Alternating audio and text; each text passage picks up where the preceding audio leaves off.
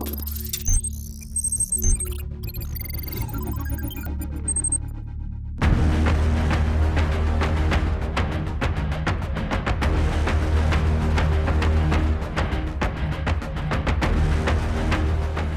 are the most trending of segments in the country. And of course, if you're a new car manufacturer, you have to go there, right?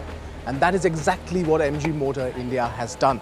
Well, it's come out with its new SUV and it's called the Hector. And here it is. It's unveiled today. It's not going to be launched today, but it's beautiful looking, isn't it? You know, right from the front, there is aggression. There are a lot of lines up on the bonnet already. And you can obviously see how beautifully everything has been done. I mean, these lines right here that you see, these are DRLs, which obviously get into turn indicators, which also double up as turn indicators, in fact.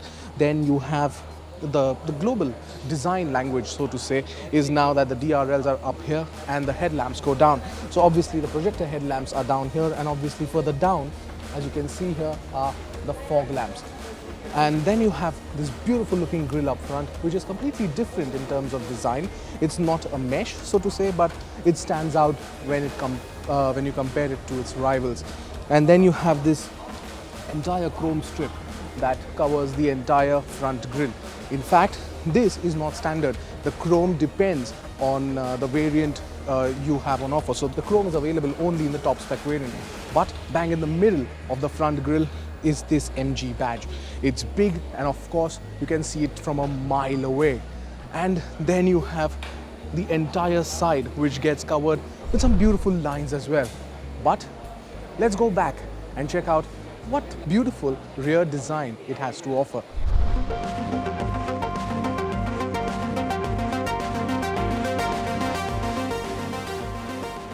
Now at the rear you have LED tail lamps, and it's all beautifully woven in. Now you see this beautiful patch right here. It's all beautifully done. It's more like BMW, or if you see from the back here actually, but really well integrated tail lamps right here. And you have this nice looking strip. Now if you open this, there you go. Once you open it, there is quite a big boot on offer. So massive, actually. Even I can sit here, in fact, and get a couple of more guys to sit with me for sure. But tons of baggage can go in here, and that's where it actually trumps most of its rivals. But let's go inside and check out what more features it has to offer, because that is the biggest plus point and probably the thing that makes it the benchmark in this segment.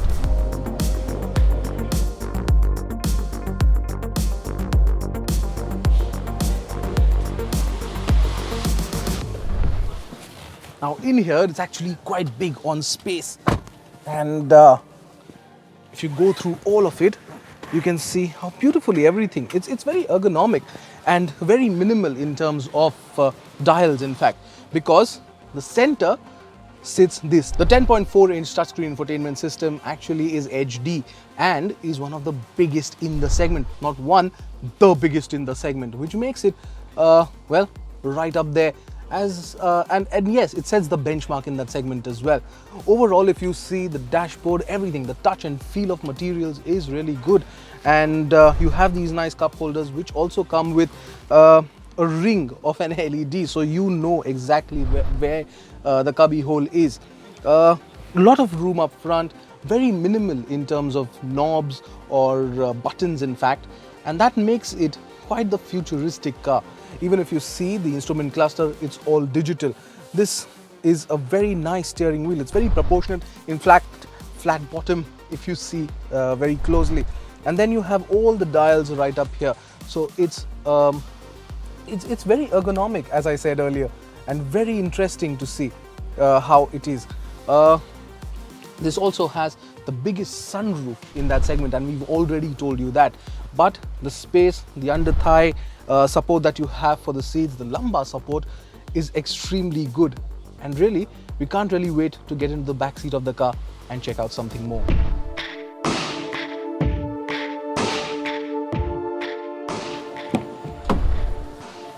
Now at the back, of course, there is tons of space. 2,750 millimeters of wheelbase, and that's quite a lot. And as you can see, a lot of knee room, headroom, could have been better actually.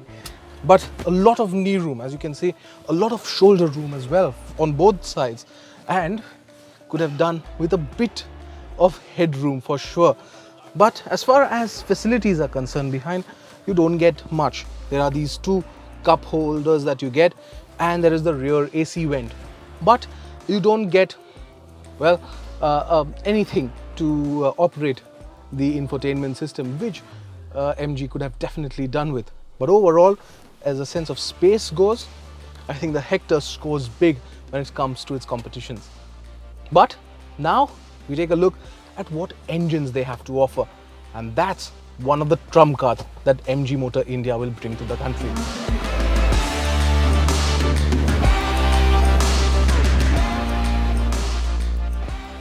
Now the Hector comes with a petrol and a diesel engine option. This one is particularly the diesel one, and it comes with 167 brake horsepower on offer, 350 Newton meters of torque, according to the company from as low as 1450 RPM. That's big, isn't it? But we expect it to be a torquey engine, and it only comes with a 6-speed manual transmission. But there's also a petrol on offer, which, well, it's a different strategy from what you've seen on from all the other manufacturers in this segment. But that it basically is a 1.5 litre turbocharged engine, and that is 143 brake horsepower on offer. Obviously 250 Newton meters of torque. But the big trump card that MG Motor is bringing to India is the hybrid, and it's a 48 volt lithium ion battery. The petrol is available also with a dual clutch transmission, which has been tried and tested for 2.2 million kilometers, which is pretty excellent, isn't it? We can't wait to drive it and tell you all about it. Of course, you know where to go when you, well, for reviews, of course, on Car and Bike. And of course, go to all our social handles like Twitter, Facebook, Instagram, and even YouTube, and ask us about this car. We'll get to know all about it when we write out that very piece. So stay tuned, and stay tuned for more updates from Car and Bike.